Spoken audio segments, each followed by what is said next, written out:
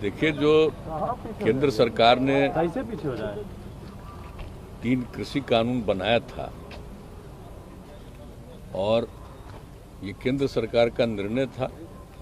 अब इसके बाद अभी आज ही आदरणीय प्रधानमंत्री जी ने खुद इसको घोषित कर दिया कि हम इसको वापस ले लेंगे इसी अगले सत्र में ही।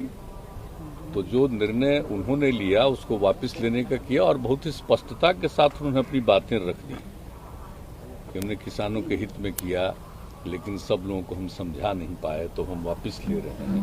तो ये सारी बातें हो गई, इसलिए इसमें कोई खास बोलने का तो कोई औचित्य है ही नहीं।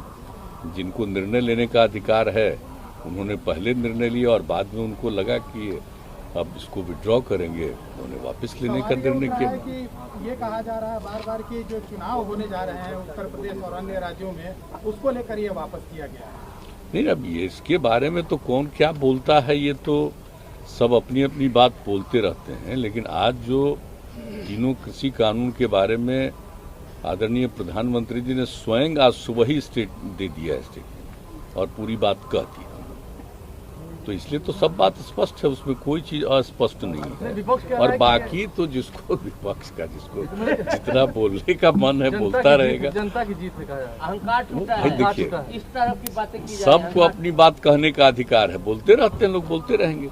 लेकिन मूल जिनको निर्णय लेना था उन्होंने अपने निर्णय का ऐलान किया, महत्वपूर्ण वो चीज।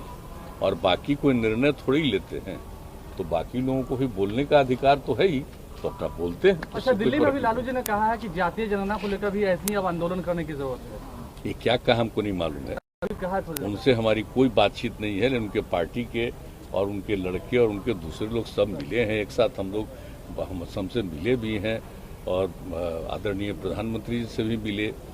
उन लोगों ने एक अपना निर्णय ले लिया, उसके बाद हमने बहुत साफ साफ कह दिया कि हम लोग आपस में बैठ करके इसके बारे में, यहाँ के बारे में निर्णय लेंगे। उन्होंने जो चिट्ठी लिखी थी, तो जो चिट्ठी उनकी पार्टी की तरफ से आया था वो तो चिट्ठी रखा ही हुआ है ना, सब हमको उन्होंने भी वहाँ भी हमने भेज दिया था कि वहाँ नहीं होगा तो राज्य में ही होना चाहिए। तो हम लोगों ने भी तो यही कहा ही है कि इसके बारे में फिर हम लोग एक साथ निश्चित रूप से सर्वसम्मति से निर्णय लेंगे।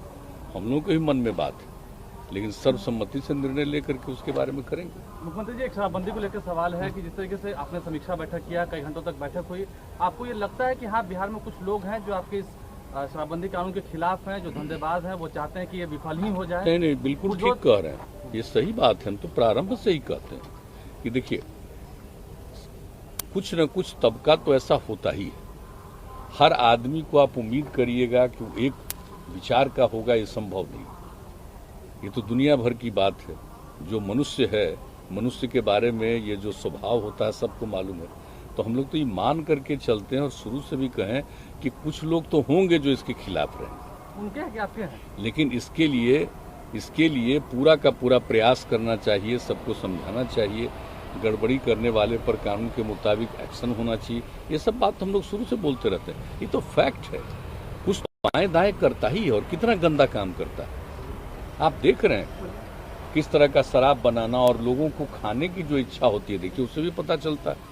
तो कुछ लोग तो इसके खिलाफ हैं ही, लेकिन हम लोगों ने इसके लिए पूरा का पूरा प्रयास किया। और फिर जो मीटिंग हम लोगों ने की है उस दिन 7 घंटा एक एक विषय पर, शुरुआती दौर पर जो इसके लिए हम लोगों ने नियम बनाया है, कानून बनाया है, और उसके अलावे जितना इसके लिए अभियान चला और अलग अलग समय पर 9 बार हम लोगों ने इसकी समीक्षा बैठक की, उसमें कैसी बातें कही गई, तो उन एक एक चीज का जिसके बारे में हम जिक्र कर चुके हैं एक बार, उन सब चीजों पर चर्चा की हम लोगों ने। और इसके बारे में अधिकारियों को और सब लोगों को कहा कि इस पर पूरे तौर पर आप काम करिए। और जैसे हम लोगों को देखना है जो लॉ एंड ऑर्डर है या कोई अपराध है उसके खिलाफ कार्रवाई, उसी तरह से इस पर भी पूरी सक्रियता के साथ करना है, ये कह दिया है।